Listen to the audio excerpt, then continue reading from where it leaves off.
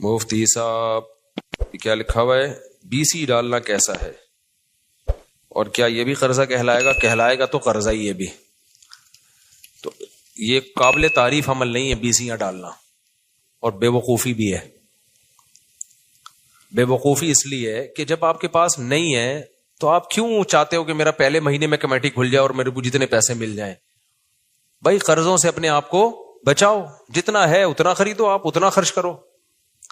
بس جی مل جائے مجھے اچانک، اور ہو سکتا ہے آپ کی کمیٹی نہ کھلے، آپ کی سب سے آخر میں کمیٹی کھلے، تو کتنے جان لٹکی ہوئی ہے کہ اتنے لوگوں کے پاس آپ کا پیسہ گھوم رہا ہے. ہر وقت کی ڈپریشن. میں نے کوئی کمیٹی والا کبھی خوش نہیں دیکھا. ہر وقت کی ٹینشن، یار اس کو پاس اتنے پیسے اس کی نکل آئی، پتہ نہیں میری کمیٹی نکلے گی اور وہ دے گا بھی. کتنے لوگ کمیٹیاں لے کے بھاگ گئے ہیں.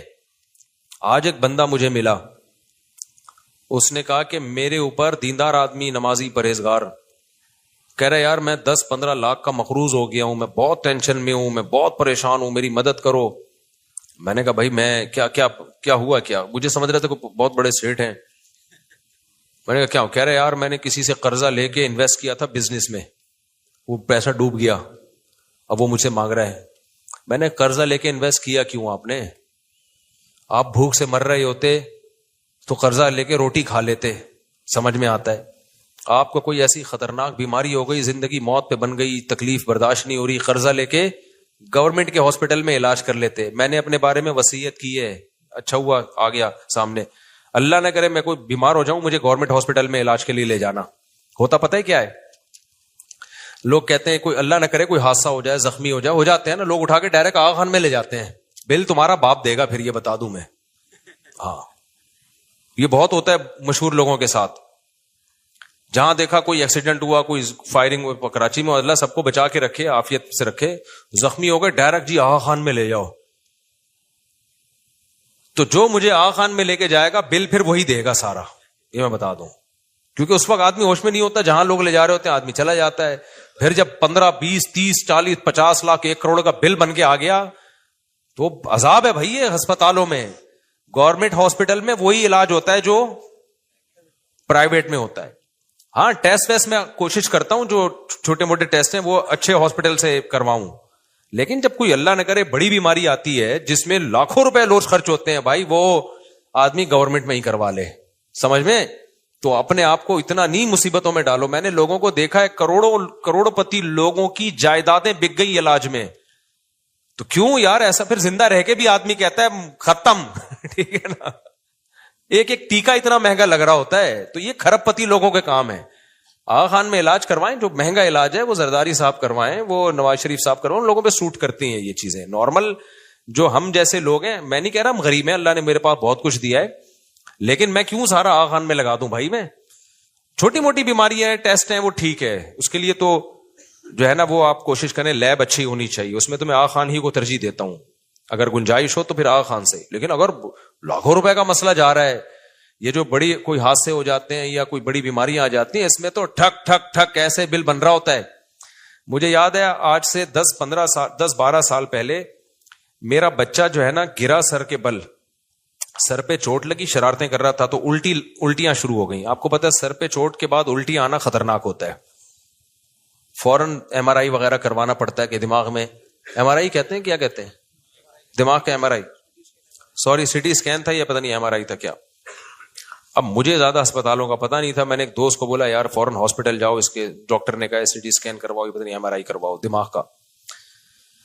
وہ مجھے لے کے جا رہا ہے، ہم جا رہے ہیں وہی والی FX پہ نا، وہی جس کو یوں گھماتا ہے آدمی. تو وہ جا رہا ہے لیاقت نیشنل کی طرف یا شہید آغا خان کی. میں نے کہا بھائی یہ CT اسکین کا خرچہ کتنا ہوگا؟ کہہ رہے 50,000 60,000. اب 10 سال پہلے 50,000 بہت بڑی رقم تھی.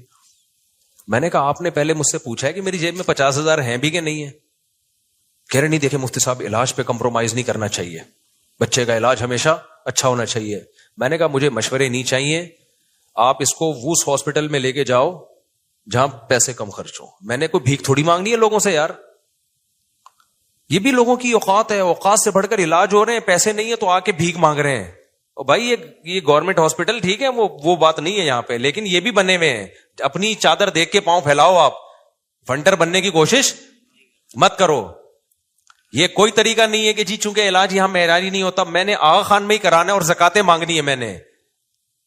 تو یہ کون سا طریقہ ہے بھائی؟ میں نے کہا بھائی کیا کر رہا ہے کہیں اور سے. مجھے بڑا غصہ آیا اس کے اوپر, میرے سے پوچھ رہے نہیں ہو کہ آپ کے پاس پیسے بھی ہے یا نہیں ہے. اور وہ اس وقت میرے اگر 50,000 کا بل بنا دیتا نا وہ, میں تو گیا تھا, اس کی الٹیاں ٹھیک ہو جاتی, مجھے الٹیاں لگ جانی تھی وہ. تو پھر ہم گئے ادھر سول ہاسپٹل گئے, 10 روپے کی پرچی بنی ہے, وہی رپورٹ آئی ہے اس کی بالکل. انہوں نے کہا ٹھیک ہے کوئی اندر سے کوئی مسئلہ نہیں ہے. میں نے ڈاکٹر کو دکھایا, میں نے کہا یہ سول ہاسپٹل کی لیب کی رپورٹ ہے, کوئی مسئلہ تو نہیں ہے, ایسا تو نہیں غلط رپورٹ ہو. ڈاکٹر نے کہا نہیں کوئی فرق نہیں ہے, سول ہاسپٹل سے کرا لو, لیاقت نشر سے کرا لو, آغا خان سے کرا لو. اور کتنے آرام سے 10 روپے کی پرچی بنی اور اب فٹ فاٹ ہے الحمدللہ, کوئی مسئلہ نہیں ہوا. تو یہ آج کل ایک بہت بڑا مرض ہے کہ ہر آدمی کو علاج چاہیے. آغا خان میں ٹھیک ہے معیاری علاج ہوتا ہے, لیکن آپ اپنی, ایسا تو پھر امریکہ میں اور زیادہ اچھا علاج ہوتا ہے, جاپان میں اس سے بھی اچھا علاج ہوتا ہے. پھر آپ ذرا سا پھوڑا بھی نکلے نا, آپ جاپان کا ویزے کی کوشش کرو کہ میرا جو ہے پھوڑا وہاں سے ٹھیک کراؤں گا, کیونکہ یہاں بہت سارے اناڑی ڈاکٹروں نے پھوڑوں کو کینسر میں تبدیل کر دیا ہے. تو اس لیے جو اپنی اوقات ہے اس سے آگے نکلنے کی کوشش مت کرو. مجھے غصہ, میں نے کہا بھائی, تو میں نے اپنے بارے میں بھی یہاں بھی کل پرسوں میں نے ساتھیوں کو بٹھایا, میں نے کہا کوئی خدا نہ خواستہ ایسا کوئی حادثہ ہو جائے, کوئی زخمی ہو, آغا خان جو لے کے جائے گا بل اس کا باپ بھرے گا. پھر میں نے بتایا, میں نے کہا میں سیدھے سے جانا گورنمنٹ ہاسپٹل, عباسی لے جاؤ یا ادھر لے جاؤ, سب ایک ہی جیسے ہوتے ہیں. جتنی جو ہے نا, میں یہ نہیں کہہ رہا میری اوقات بہت تھوڑی ہے, اوقات الحمدللہ بہت بڑی ہے, لیکن میں اتنی ان چیزوں پہ, جب ایک چیز ایک سستے میں ہو سکتی ہے تو میں اتنے اپنے آپ کو ٹینشن میں کیوں ڈالوں کہ میری گاڑی بھی بک جائے اور جو سب کچھ, گھڑی بھی بک جائے, موبائل بھی بک جائے. تو بھائی اگر بہت ہے, اتنا ہے کہ تعلقات ہیں یا آپ مسلم, آپ کی اسٹیل ملیں چل رہی ہیں, پھر تو ان کے لیے یہ غریبوں والی باتیں کر رہا ہوں جو میں کر رہا ہوں نا, گھٹیا باتیں ہیں یہ. لیکن اگر اتنا نہیں ہے آپ کے پاس کہ خربوں اربوں روپے نہیں ہے, تو پھر نارمل علاج کراؤ جیسے سب لوگ کراتے ہیں, ٹھیک ہے نا. تو اس سے زیادہ آگے بڑھنے کی کوشش نہ کرو. میں سمجھتا ہوں سب سے بڑی ٹینشن یہ ہے کہ انسان کسی کے سامنے ہاتھ پھیلا. مار دو یار, ہمیں جان سے مار دو, ہم ہاتھ نہیں پھیلاتے انشاءاللہ. میری تو یہ ہے کہ یار مارنے دو مجھے آرام سے. ہمارے حضرت کی بھی یہ سوچ تھی, بیمار ہو جاؤں نا مارنے دینا آرام سے. تو میں تو یہ, میرا یہ نظریہ, اللہ آزمائش سے بچائے, کیونکہ بعض دفعہ آدمی باتیں بہت بڑی کر رہا ہوتا ہے, جب آزمائش میں آتا ہے تو اس کی اوقات سامنے آتی ہے. لیکن اب تک جو میری سوچ ہے وہ یہ ہے کہ بھائی بیماری میں مرنے دینا, ایسا خرچہ ہمارے اوپر نہ ڈال دینا کہ کل ہمیں لوگوں کے سامنے ہاتھ پھیلانا پڑے. موت ہمیں قبول ہے, وہ مرنا تو آج نہیں تو کل مرنا ہی ہے نا, کیا خیال. تو یہ نہیں ہونا چاہیے بڑے بڑے اتنے مہنگے. تو مجھے ابھی میں بتا دوں, اگر کوئی مجھے آغا خان لے گیا نا, اللہ سب کو عافیت والی زندگی دے, ہمیں بھی ہر طرح کی حادثہ سے بچائے. تو اگر کوئی لے جائے نا حادثاتی اس میں, ہاں مجھے پتا ہو کہ اتنا خرچہ ہوگا آغا خان میں, پھر میں اپنا سرمایہ اور اپنا حساب دیکھوں, ایک اماؤنٹ پتا ہو نا, پھر میں فیصلہ کر سکتا ہوں آغا خان میرے لیے سوٹیبل ہے یا نہیں.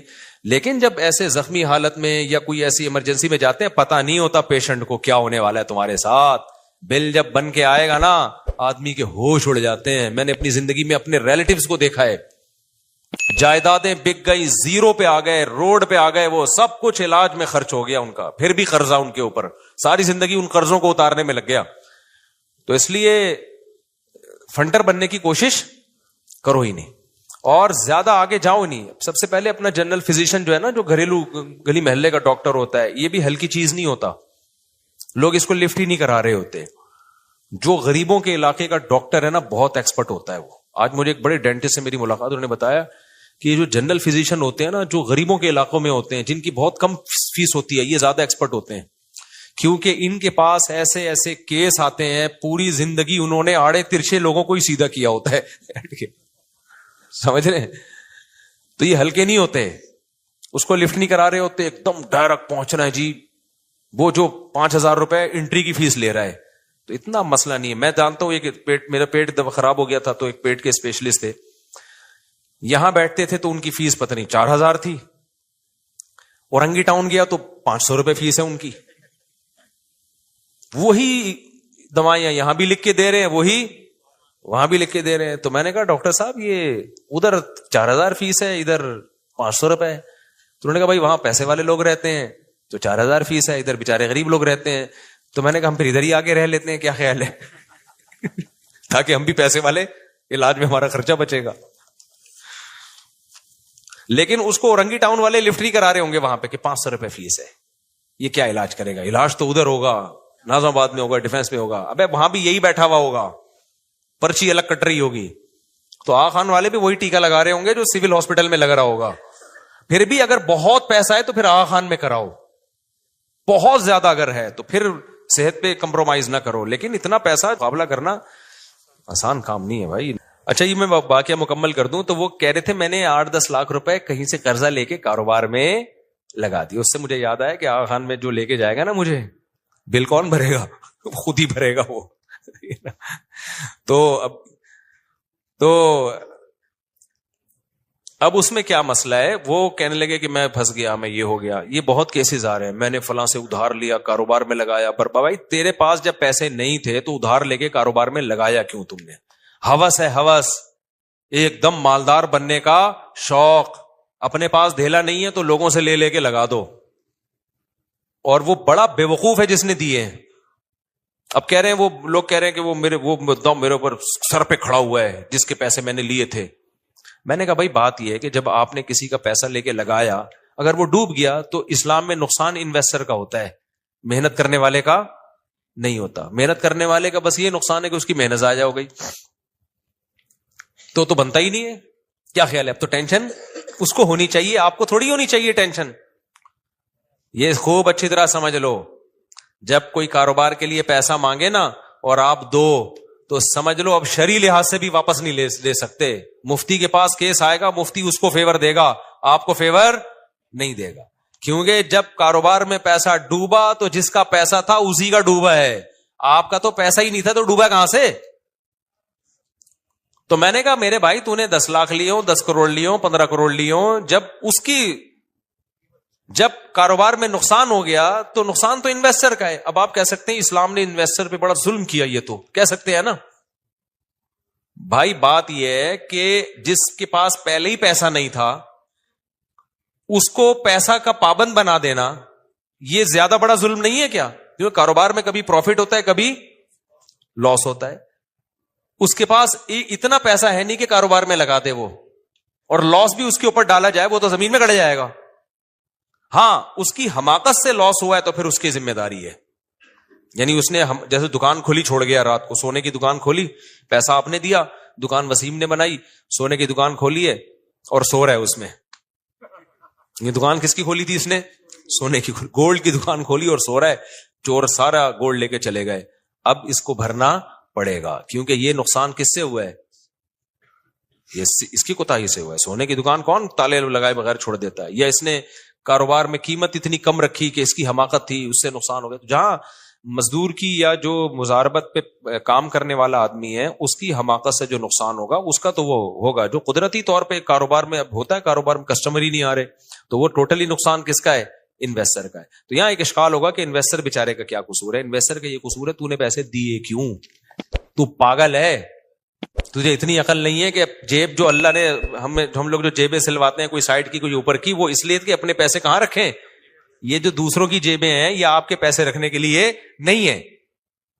دوسرے کا اکاؤنٹ دوسرے کے پیسوں کے لیے کھولا ہے، آپ نے دوسرے کا اکاؤنٹ کھول لیا اپنا پیسہ رکھنے کے لیے. تو آپ سے بڑا تو اسلام آپ کو اس حماقت اور بیوقوفی کی سزا دیتا ہے. اور دنیا میں جتنے بھی لا ہے نا، ساری دنیا کی عدالتوں کا بھی یہ لا ہے کہ اگر آپ نے کسی کو پیسہ دیا اور وہ کھا گیا تو آپ قانون کے ذریعے نہیں لے سکتے. ہر جگہ عدالت کیا کرے گی؟ عدالت صرف یہ کرے گی جس نے پیسہ کھایا اس کو بلائے گی. پاکستان کا بھی یہ لا ہے، بلائے گی کہ آپ نے واقعی کھایا؟ آپ کا ہاں میں کھائے، میں دل سے مانتا ہوں کہ میں نے وسیم کے 1 کروڑ روپے کھائے ہیں. عدالت کہے گی کہ آپ واپس کریں، آپ بول دو میں نہیں کر سکتا واپس. نہ اس پہ پوری دنیا میں کوئی جیل ہے، پوری دنیا میں پاکستان سمیت کچھ بھی نہیں ہے اس پہ. عدالت کہے گی کتنے دے سکتے ہیں؟ کائنڈلی کچھ تو بولے نا. آپ کہ میں 5 روپے دوں گا ہر مہینے. کتنے دوں گا؟ 5 روپے. اور آپ بولے میرے اتنے خرچے، کوئی ثبوت وہ بھی نہیں زیادہ مانگے جاتے اس پہ. عدالت کہے گی چلو ہر مہینے کتنے دے دو؟ 5 روپے. کورٹ کہے گی میرے خزانے میں جمع کرا دو، اور پھر ہم اس بندے کو، وہ بندہ 50 روپے کا پیٹرول خرچ کر کے کیا لینے جائے گا؟ 5 روپے. اس کے بعد پھر ایک دن آپ نے کہا میں نہیں دے رہا، اس دفعہ میرے پاس 5 روپے نہیں. عدالت پھر نوٹس بھیجے گی، آپ کورٹ میں گئے، جج نے پوچھا کیوں نہیں دے رہا؟ تو نے پکا وعدہ کیا تھا میں ہر مہینے 5 روپے دوں گا.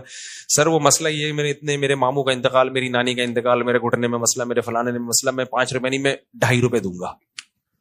عدالت کہے گی بدتمیز، شرم نہیں آتی، آئندہ 2.5 روپے پابندی. اس سے زیادہ دنیا میں کہیں نہیں ہے. آپ سمجھ رہے ہیں میں مذاق کر رہا ہوں، حقیقت کر بتا رہا ہوں میں. عدالت کہے گی آئندہ، وہ بھی بہت ہی کوئی سخت قسم کا جج ہوگا نا، وہ ڈانٹے گا بدتمیز 2.5 روپے دینا پابندی سے. پھر 2 پہ آ گئے، 1.5 پہ آ گئے، بولو ہے ہی نہیں، کوئی لا نہیں ہے. آخر میں جب آپ وکیلوں کو تنگ کرو گے، جج کو چڑھ جاؤ گے نا جج کے اوپر، جج بولے گا دیے کیوں تھے اور بالکل صحیح کہہ رہا ہے وہ جج. دیے کیوں تھے؟ کوئی ڈکیتی کر کے تھوڑی لے کر گیا تم سے، چوری کر کے تمہاری رضا سے لے کر گیا ہے، تو تم نے ٹرسٹ کی بیس پہ دیا ہے نا، تو تمہارا ٹرسٹ ہی غلط تھا. تو تم خود، اور یہ لا ہے کہ بھئی آپ ایک آدمی پہ اعتماد کر کے دے رہے ہو نا، اعتماد کر کے دے رہے ہو، تو آپ سے اعتماد میں غلطی آپ سے ہوئی ہے. اس چوری کر رہا ہوتا، ڈکیتی کر رہا ہوتا تو پٹتا، پھر تو چور کا ہاتھ کاٹ دیا جائے، یہ کر دیا، بہت سارے قوانین ہیں. آپ نے اپنی خوشی سے جب پکڑا دیے نا، تو بھائی ٹرسٹ ہی پہ چلے گا. اب یہ اب وہ اگر منہ سے کہہ رہا ہے کہ میرے پاس نہیں ہے، تو ٹرسٹ کرو کہ واقعی نہیں ہے. وہ تو ہوتا ہی ہے، وہ پھر لینڈ کروزر میں گھوم رہے ہوتے ہیں اور کہہ رہے ہیں میرے پاس نہیں ہے. آدمی کہتا ہے میں کیسے کہہ رہے جیسے پہلے ٹرسٹ کیا تھا، اب بھی کیا کرو، ٹرسٹ کرو. تو اس لیے میرے بھائی، ہمارے حضرت مفتی رشید احمد صاحب بار بار یہ بات کہتے تھے کہ اس زمانے میں کسی کو پیسہ دینے والا بے وقوف، اور جو لے کے واپس کر دے وہ اس سے بڑا بے وقوف. یعنی مطلب یہ تھا کہ دینے چاہیے، ایسا نہ ہو کہ نہ دیں آپ. وہ اس لیے بڑا بے وقوف ہے کہ اس کو پتہ ہی نہیں کہ اگر میں نہیں دیتا تو بھی یہ نہیں نکال سکتا تھا. اس سینس میں اس کو بے وقوف کہا ہے. تو وہ مجھے کہنے لگے میرے اتنے لاکھ، آپ لوگوں سے کہیں میری مدد کریں، زکات دیں. میں نے کہا بھائی میں نہیں کہوں گا کسی سے. حماقت کس کی ہے؟ تمہاری. اور وہ تم سے بڑا بے وقوف جس نے تمہارے ہاتھ میں 10 لاکھ تھما دیے کہ جا بیٹا بزنس کر، اور آدھے میرے آدھے تیرے. اس کو ہی نہیں پتا کہ وہ جب محنت کرے گا پورا رقم اس کے پاس آئے گی تو کیوں دے گا وہ آپ کو. تو اس لیے میں نے کہا کیونکہ ایسے لوگوں کے ساتھ تعاون کرو نا آپ، تو پتہ ہے کیا ہوتا ہے، پھر اگلی دفعہ 20 لاکھ روپے لیں گے کسی سے کہ پہلا تجربہ ناکام ہوگی، اب صحیح طرح سے. یہ ہوس کبھی بھی ختم نہیں ہوتی، کبھی بھی ختم نہیں. جتنا ہے اس پہ قناعت کرو، اسی کو ڈبل کرنے کی کوشش کر لو. ادھار مانگ کے نہیں ہوتا بھائی. ادھار وہ مانگے جس کی اچھی خاصی آمدن ہو، اس کو پتا ہے میں اگلے مہینے دے دوں گا. بعض لوگ کروڑ پتی ہوتے ہیں، ان پہ ٹھیک ہے، وہ جچتا ہے. جیسے ہم ہوٹلوں میں جاتے ہیں، بٹوائی بھول گئے تو آپ دوست سے ادھار لے تو یار پیسے دے دے، آپ کو پتا ہے میرے پاس گھر میں پڑے ہیں، کل میں دے دوں گا. یہاں ادھار جچتا ہے، اس کے علاوہ ادھار نہیں ہوتا بھائی. یہ بہت بے وقوف لوگوں کا کام ہوتا ہے ادھار لینا اور دینا.